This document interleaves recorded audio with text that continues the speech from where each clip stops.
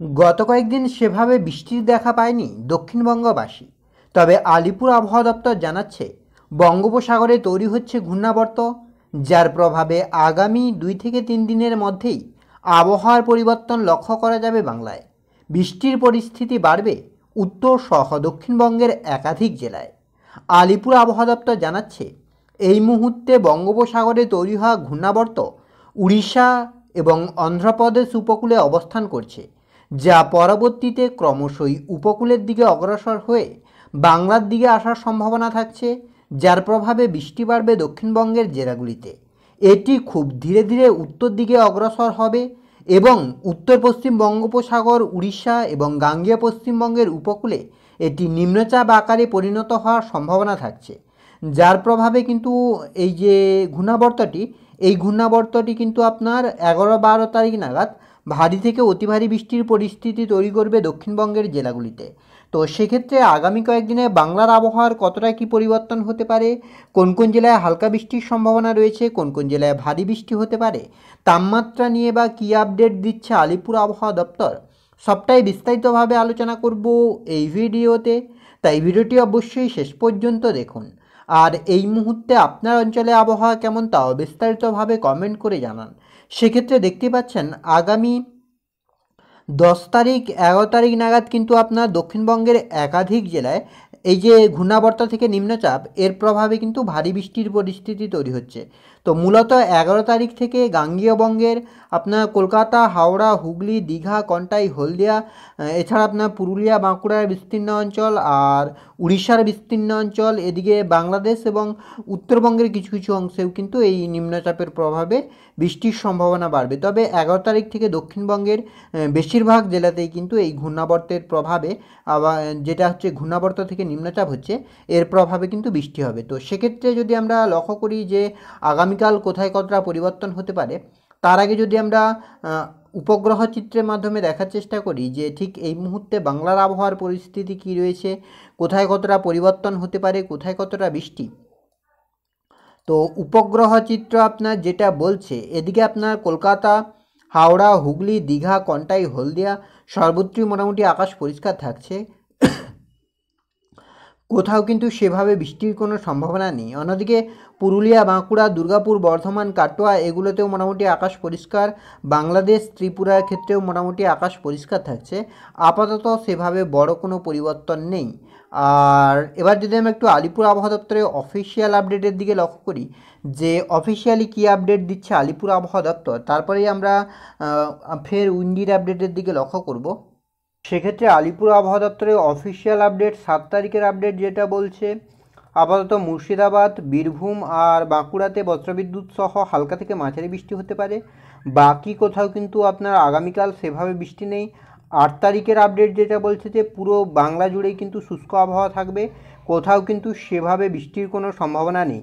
আর 9 তারিখের ক্ষেত্রে হালকা থেকে মাঝারি বৃষ্টি, কোথাও কোথাও ভারী বৃষ্টি, ওই যে নিম্নচাপ তৈরি হচ্ছে ওর প্রভাবে। তো সেক্ষেত্রে ঝাড়গ্রাম, পশ্চিম মেদিনীপুর, পূর্ব মেদিনীপুর, 2 চব্বিশ পরগনা এই 5 জেলাতে কিন্তু বজ্রবিদ্যুৎ সহ ভারী বৃষ্টি। বাকি দার্জিলিং, কালিম্পংয়ে ভারী বৃষ্টির সম্ভাবনা থাকছে। 10 তারিখের ক্ষেত্রেও উপকূলবর্তী জেলাগুলিতে ভারী বৃষ্টি, ঝাড়গ্রাম, 2 মেদিনীপুর, 2 চব্বিশ পরগনাতে ভারী বৃষ্টি, আর দার্জিলিং, কালিম্পং, জলপাইগুড়ি উত্তরবঙ্গের এই 3 জেলাতে কিন্তু ভারী বৃষ্টির সম্ভাবনা থাকছে।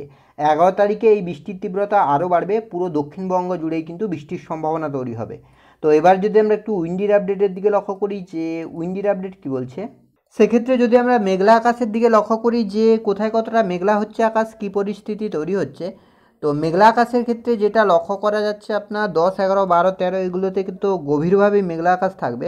তার আগে যদি আমরা লক্ষ্য করি যে আগামীকাল সকাল থেকেই কিন্তু গাঙ্গেয় বঙ্গের জেলাগুলিতে আংশিক মেঘলা থাকবে, আর সেই সঙ্গে হালকা একটা বাতাস থাকতে পারে, তবে সেভাবে বড় কোনো পরিবর্তন নেই।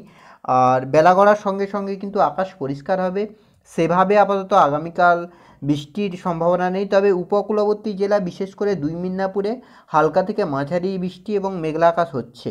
আর রবিবারের ক্ষেত্রে যদি আমরা মেঘলা আকাশের দিকে লক্ষ্য করি সেক্ষেত্রে মোটামুটি সকালের দিকে আকাশ মেঘলা থাকবে, বেলা গড়ার সঙ্গে সঙ্গে কিন্তু কিছুটা আকাশ পরিষ্কার হতে পারে, তবে মেঘ থাকবে যেহেতু ঘূর্ণাবর্ত থাকছে সাগরে। 9 তারিখের ক্ষেত্রে একই পরিস্থিতি, হালকা মেঘ থাকছে। তবে 10 তারিখ থেকেই কিন্তু আবহাওয়ার বড় পরিবর্তন হবে। 10, 11, 12, 13 এগুলোতে কিন্তু গভীরভাবেই মেঘলা আকাশ থাকতে চলেছে দক্ষিণবঙ্গের জেলাগুলিতে, এই যে ঘূর্ণাবর্ত এবং নিম্নচাপের প্রভাবে। বৃষ্টির দিকে যদি আমরা লক্ষ্য করি যে বৃষ্টির কতটা কী সম্ভাবনা তৈরি হচ্ছে, তো বৃষ্টির ক্ষেত্রেও একটা বড় পরিবর্তন আসতে চলেছে বাংলায়, বিশেষ করে 10 থেকে 15 তারিখের মধ্যে। এই 4-5 দিন কিন্তু বিক্ষিপ্তভাবে কোথাও কোথাও ভারী বৃষ্টির একটা সম্ভাবনা তৈরি হচ্ছে। তো সেক্ষেত্রে যদি আমরা লক্ষ্য করি, সেক্ষেত্রে বৃষ্টির দিকে যেটা লক্ষ্য করা যাচ্ছে, আগামীকাল শনিবারের ক্ষেত্রে কিন্তু হালকা থেকে মাঝারি বৃষ্টির একটা সম্ভাবনা তৈরি হচ্ছে। যদিও সেভাবে ভারী বৃষ্টি নেই, বেলা গড়ার সঙ্গে সঙ্গে আবহাওয়ার পরিবর্তন হবে আর বিক্ষিপ্তভাবে হালকা থেকে মাঝারি বৃষ্টি হতে পারে কলকাতা সহ পার্শ্ববর্তী অঞ্চলগুলিতে বিকেলের দিকে। আর দুপুরের দিকে আপনার উড়িষ্যা লাগোয়া খড়গপুর, দীঘা, কন্টাই, হলদিয়া, এছাড়া আপনার ঝাড়গ্রাম এগুলোতে কিন্তু বজ্রবিদ্যুৎ সহ হালকা থেকে মাঝারি বৃষ্টির সম্ভাবনা থাকছে। আর বেলা গড়ার সঙ্গে সঙ্গে আবহাওয়ার পরিবর্তন হবে রবিবার 8 তারিখ, সেক্ষেত্রেও হালকা থেকে মাঝারি বৃষ্টি। সোমবারের ক্ষেত্রেও কিন্তু একই পরিস্থিতি। মঙ্গলবারের দিকে আবহাওয়ার আরও বড় পরিবর্তন হবে। বুধবারের দিকে বজ্রবিদ্যুৎ সহ বিক্ষিপ্তভাবে ভারী বৃষ্টির সম্ভাবনা তৈরি হচ্ছে। বিক্ষিপ্তভাবে কোথাও কোথাও হালকা থেকে মাঝারি বৃষ্টি, ভারী বৃষ্টি হতে পারে। আর 11 তারিখ বুধবার আপনার বিকেলের দিকে বজ্রবিদ্যুৎ সহ ভারী থেকে অতি ভারী বৃষ্টির সম্ভাবনা থাকছে, বিশেষ করে কলকাতা, হাওড়া, হুগলি, আরামবাগ, চন্দননগর, কোলাঘাট, বর্ধমান, আর এদিকে আপনার খড়গপুর, ঝাড়গ্রাম, পুরুলিয়া, বাঁকুড়া, দুর্গাপুর, সুরি, কাটোয়া এগুলোতে সর্বত্রই কিন্তু বজ্রবিদ্যুৎ সহ বৃষ্টির সম্ভাবনা থাকছে।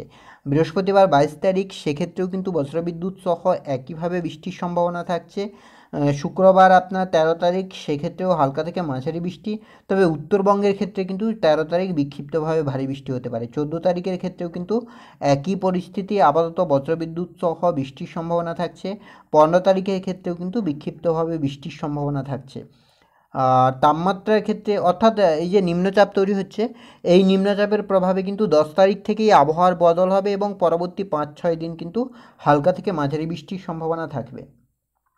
আর তাপমাত্রার ক্ষেত্রেও আপাতত বড় কোনো পরিবর্তন নেই। কলকাতা সহ পার্শ্ববর্তী অঞ্চলগুলিতে তাপমাত্রা থাকবে 30-32-এর কাছাকাছি। তো এই ছিল এই মুহূর্তের আবহাওয়ার আপডেট। পরবর্তী আপডেট পাওয়ার জন্য অবশ্যই আমাদের চ্যানেলটিকে সাবস্ক্রাইব করে আমাদের সঙ্গে থাকুন।